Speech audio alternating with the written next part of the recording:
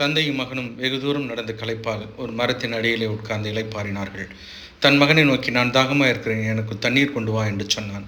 மகன் ஒரு ஏரியை நோக்கி ஓடினான். அங்கே கண்ட காட்சி, மக்கள் துணி துவைத்து கொண்டும் அங்கே மாட்டு வண்டி ஓட்டிக்கொண்டும் இருந்ததினால் அங்கே கலங்கின தண்ணீரை கண்டான். இதை எப்படி தன் தந்தைக்கு தண்ணீரை மொண்டு கொடுப்பது என்று யோசித்தான். தன் தகப்பனத்துக்கு சென்றான்.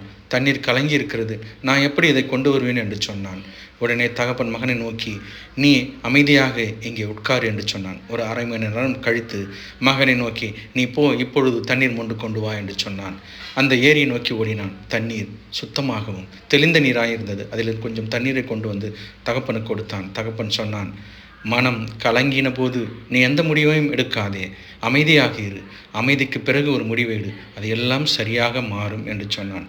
தகப்பன் சொன்ன வார்த்தையை மகன் புரிந்து கொண்டான். அதை ஒரு பாடமாக எடுத்துக்கொண்டு எதிர்காலத்தை கட்டமைத்து கொண்டான்.